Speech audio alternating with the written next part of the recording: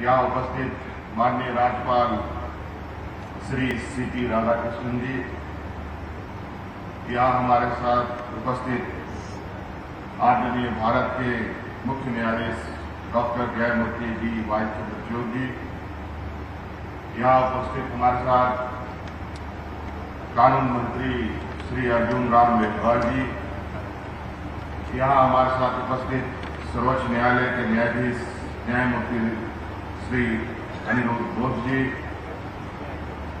झारखंड उच्च न्यायालय के माननीय मुख्य न्यायाधीश श्री संजय कुमार मिश्र जी एवं यहाँ उपस्थित सम्मानित न्यायिक पदाधिकारीगण, अधिवक्तागण, प्रिंट मीडिया और इलेक्ट्रॉनिक मीडिया के मित्रों, आप सबको हमारी ओर से जोहार है। वीरों की धरती झारखंड में आप सभी का हार्दिक स्वागत है। झारखंड उच्च न्यायालय के नए भवन का आज उद्घाटन माननीय राष्ट्रपति महोदया के कर्तव्यों द्वारा हो रहा है। हमारे साथ साथ ये झारखंड के करोड़ों जनता के लिए गौरव का क्षण भी है। अभी हमने देखा लगभग 165 एकड़ में फैली ये परिसर में झारखंड उच्च न्यायालय भवन का निर्माण लगभग 600 करोड़ रुपए की लागत से कराया गया है।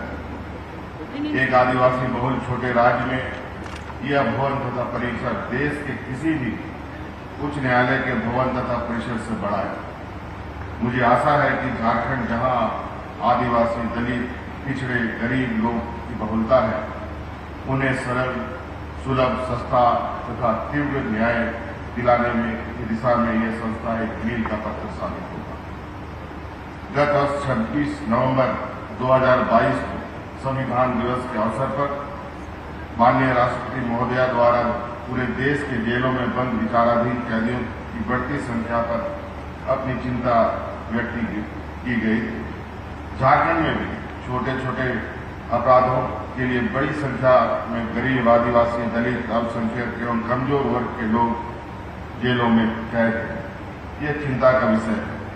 इस पर एक गंभीर मंथन की आवश्यकता है। गत वर्ष हमने ऐसे मामलों की सूची तैयार की जो अनुसंधान हेतु 5 वर्षों से अधिक अवधि तक लंबित थी। उनकी संख्या लगभग 3600 की थी। एक अभियान चलाकर इनमें से लगभग 3400 से अधिक मामलों का निष्पादन कराया गया है। अब हमने 4 वर्षों से अधिक अवधि की लंबित मामलों की सूची तैयार की है, जिनकी संख्या लगभग 3200 की है।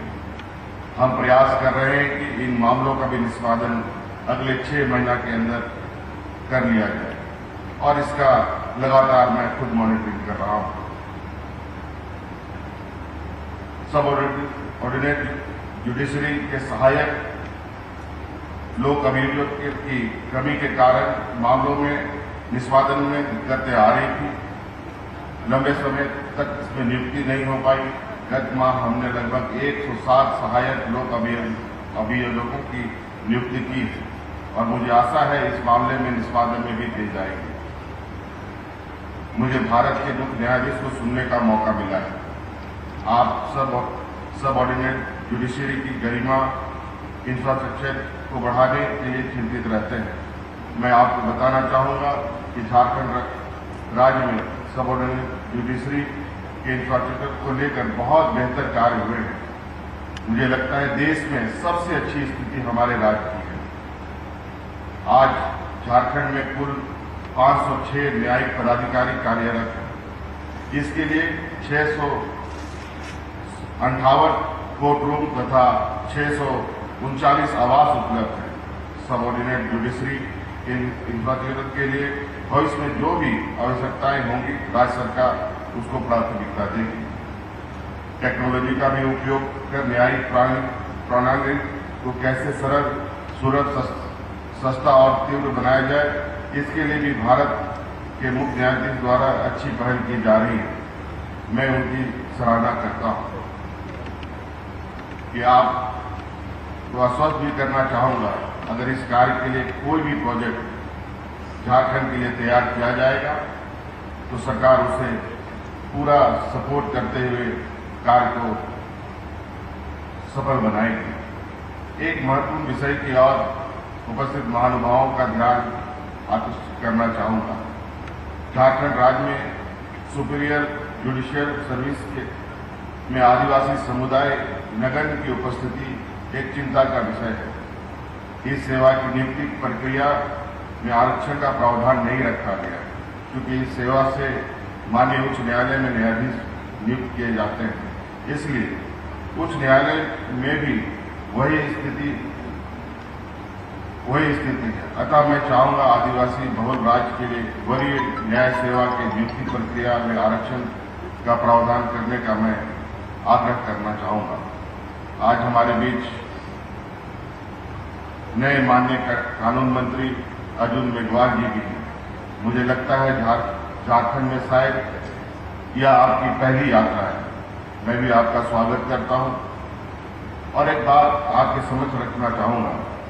यद्यपि भारत सरकार द्वारा सबऑर्डिनेट जुडिशरी के लिए इंफ्रास्ट्रक्चर के लिए सेंट्रल सपोर्टेड स्कीम चलाई जा रही है, परंतु ऐसी कोई स्कीम उच्च न्यायालय के लिए उपलब्ध नहीं है। अगर जमीन की कीमत जोड़ ली जाए तो आज राज्य सरकार द्वारा झारखंड उच्च न्यायालय के लिए जो भवन बनाया गया है उसकी लागत लगभग 1000 करोड़ रुपए की हो जाएगी।